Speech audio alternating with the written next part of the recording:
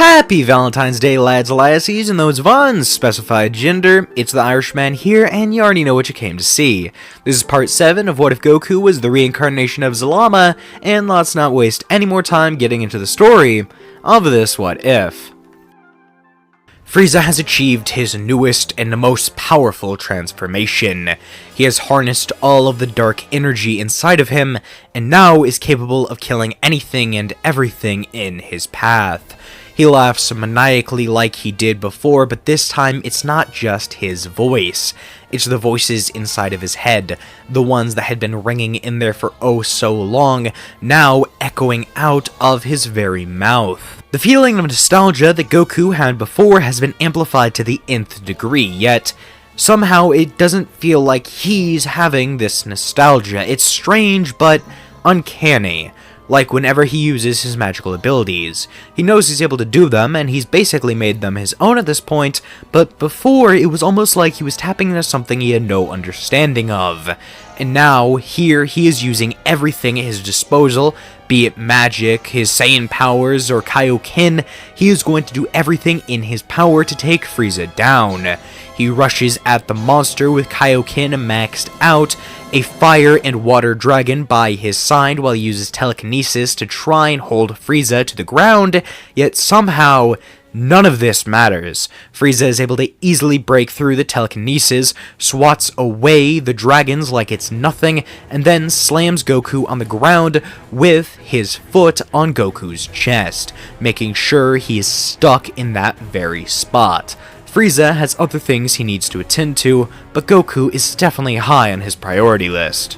Even though a voice inside of Frieza's head is screaming loudly to take care of Goku now, he is the most important person on this battlefield almost as much as Frieza himself. The other voice in Frieza's head, the one that has dominion over his body, at least for the moment, is Frieza's very own, saying that the Super Saiyans are more of a problem, and thus what his body focuses on first. He swats his hand across the air, a gash being made in the fabric of reality as a portal is opened up in the wound. A single man steps out, Yamoshi, the Super Saiyan of legend, who has now been called forth to fight for Frieza's entertainment. He is ordered to take down the two who have claimed his title, and having no choice in the matter, he obliges. Understand that Yamoshi was not the first Super Saiyan god. It was a common misconception. He was the first Super Saiyan. Although Goku was the first Super Saiyan god, Yamoshi's power should not be understated. He was incredibly strong, yet not up to par with a god. Rather, he is just the servant of one at this very moment.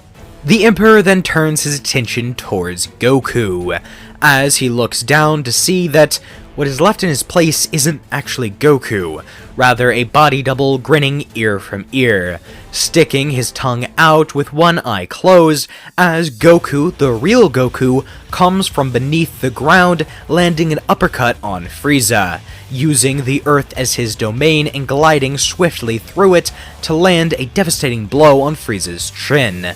No matter how strong he is, he will not be able to escape a good place sneak attack. Frieza would lick the blood off of his lip, before then saying it was shocking that the first blood he tasted was his own, although Goku doesn't even seem to smirk at the quip, rather just staring blankly at Frieza.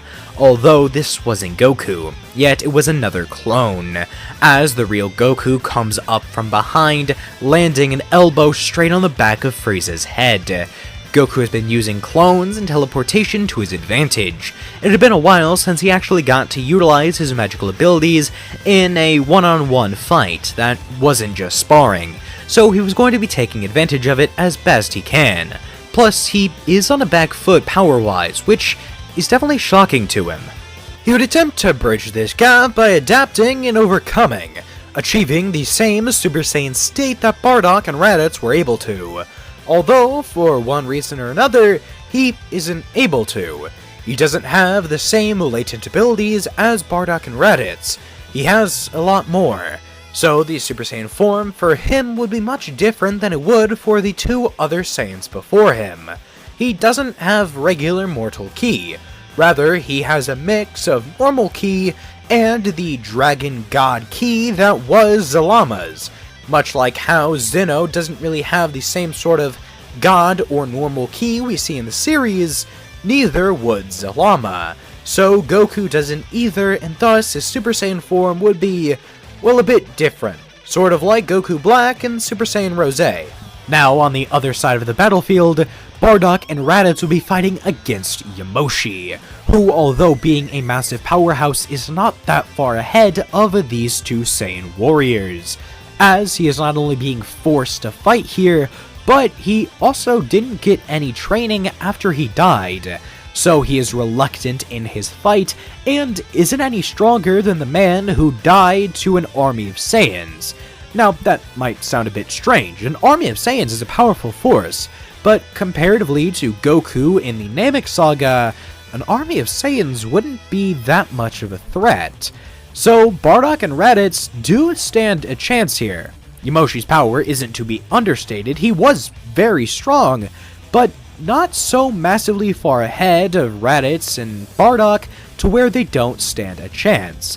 As the battle continues to wane on, Yamoshi, in his fragile state between life and death, would be losing energy, losing power, losing his tether to the mortal plane, and Frieza isn't able to keep flowing magic into him to allow him to keep fighting.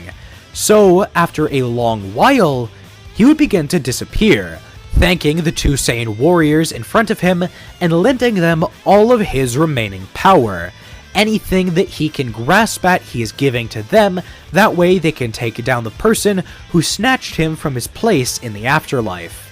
After all, Yamoshi was wandering around the universe, trying to find Saiyan warriors worthy of his power, and here now, he has found them, even if not in the same way he wanted to.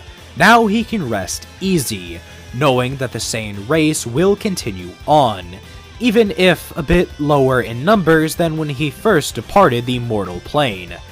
The father and son duo would then enter the fight against Frieza, lending aid to Goku as he begins to worry for his brother and father, as neither of them should even be ants in comparison to Frieza and himself at this point.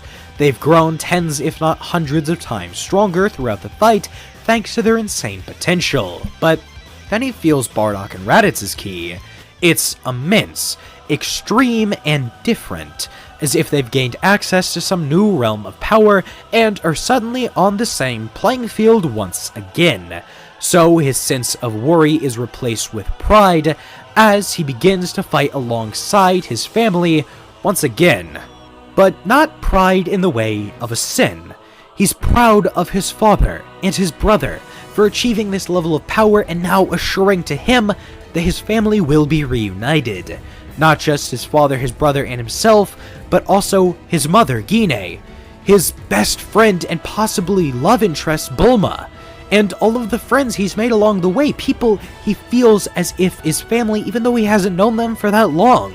Turles, Nappa, Broly, Paragus, everyone. He knows he'll be able to bring them back one way or another because he wills it as such. Then, as this burst of hope and encouragement rushes through his body like a lightning bolt, so would a new power, purely divine dragon ki, as wish orbs begin to appear on his back. The 7 magical Dragon Balls crystallize behind him as the 4-star ball resides in the center, symbolizing the love he has not only for his grandpa, but also for everybody he's met along his journey that we call life. He would then have the knowledge of Zalama imparted onto him. Everything about the creation of the multiverse, how to properly use all of this power. Not to mean that he's as strong as the Dragon God, but rather how to properly use his abilities and grow to one day be that same level of power. Although now, Goku also understands the relationship between himself and Frieza. He understands that they are both reincarnations of gods, two halves of the same coin figuratively and almost literally. So Frieza's Judgment Day cannot come today, as he is being influenced by a force outside of his own. Whereas Goku and the good half of Zalama merged into one being, Frieza is well, just one half of his own body. He is the dominant soul, yes, but he is being influenced by evil incarnate. His actions are not his own. He didn't merge with Zalama, becoming his own person, no. He is himself, but he is being influenced by evil itself. So Goku takes the orbs off of his back and swirls them around his hand, as he shoots a punch towards Frieza, although not meant as an attack, rather as a way to propel the Dragon Balls towards him as they begin to circle around and encase the Emperor. The once red stars on the orange orbs would change to pitch black, as then the two halves of Zalama reconnect for the first time in millennia. They begin to have a battle of wills, although much like before, the good half is able to overcome, and once Goku returns the Dragon Balls to his side, he now is in possession of both halves of Zalama, although he refuses to allow the evil to take over his own soul, and rather focuses on the good. He is able to do something not even Zalama could: take in the evil as part of him and not let it control him. Frieza is sitting there, all of the evil having been removed from his very own being, transferred to Goku and subdued, now being practically non-existent. And it's not just the dark half of Zalama's evil that was removed from him, but his very own as well.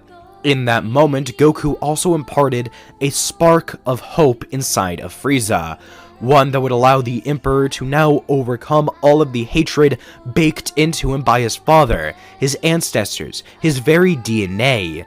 Now, Frieza will not be the same evil tyrant. Rather, he can reshape the universe, make it a place where everyone is welcome. Goku has done what he's done to so many of his enemies before: turn them into a friend. And although Bardock and Raditz are still wary of Frieza, Goku tells them that he can sense now there is no evil within his heart. All there is that same spark of hope, but it's festering. It's growing, and eventually Frieza will become his own purely good person. It will take some time and some encouragement, but then Raditz volunteers. He wants to be the person to help redeem the Emperor, and after all, he is the legendary Super Saiyan, so who better to teach Frieza to get rid of his old ways than the person that was destined to destroy him? And, well, Goku sees this as proof that the universe will continue to prosper, as there are people willing to help those who they've hated for all of their lives. Now, all of the worry in Zalama's heart that the universe might consume itself in its own hatred is gone, much like the hatred in Zalama's very own soul. Everything is peaceful and good, although there is a slight problem. The fact that all of this power circling around has drawn the attention and awakening of a certain dormant evil, one that not even Goku will be able to calm. Enter the reality-warping swordsman, Janemba.